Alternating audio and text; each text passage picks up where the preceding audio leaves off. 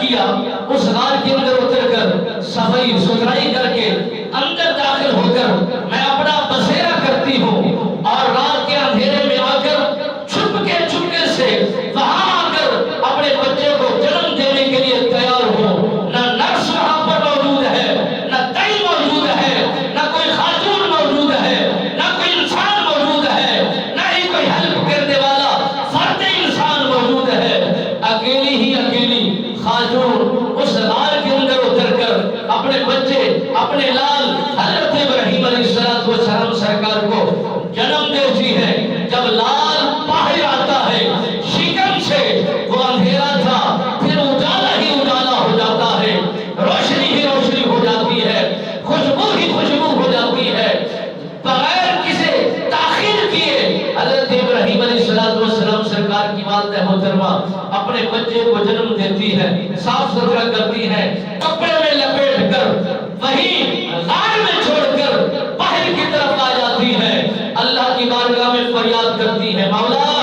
جس طرح حفاظت کے ساتھ تو نے میرے شکم کے اندر بھیجا ہے، آج اس بچے کو جنم دینے کے بعد اس غار کے اندر تیرے سبقت کر کے روانہ ہونے کو تیار ہو۔ زیادہ دیر میں بیٹھ نہیں سکتی، پہرے دار ہیں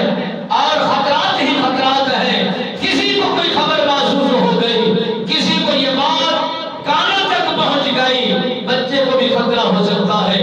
مجھے بھی خطرہ ہو سکتا ہے، تکلیف ہی تکلیف ہو سکتی ہے۔ حضرت ابراہیم علیہ السلام سرکار کی والدہ محترمہ فرماتی ہے، میں نے اللہ کی بارگاہ میں فریاد کی، کیا دیکھتی ہوں ایک پتھر کے چٹان اڑتی ہوئی ہوا میں اس غار کے اوپر آ کر ٹھہر جاتی ہے، حفاظت ہونا شروع ہو جاتی ہے۔ حضرت ابراہیم علیہ السلام سرکار کی والدہ محترمہ فرماتی ہے،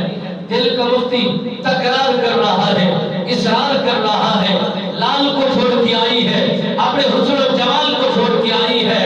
اور ایک لمحے بچے کو جنم دینے کے بعد دوسرے لمحے اس رات سے نکل آئی ہو، کیا خبر تیرا بچہ کس حال میں ہوگا، کس کیفیت میں ہوگا، زندہ ہوگا یا موت کے گھاٹ پر گیا ہوگا، یہی کشمکش ہے، وقت کی تلاش ہے، کب نکلوں،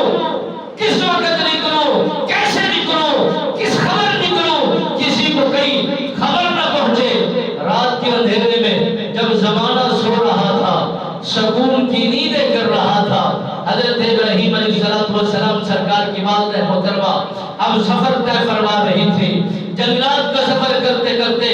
اس غار کے اوپر جب پہنچتی ہے، پتھر کے چٹان کو دیکھ کر اپنے طاقت کا مشاہدہ کرتی ہے، اٹھانا چاہتی ہے، اٹھا نہیں سکتی، ہٹانا چاہتی ہے، ہٹا نہیں سکتی، فریاد کرتی ہے کہ مولا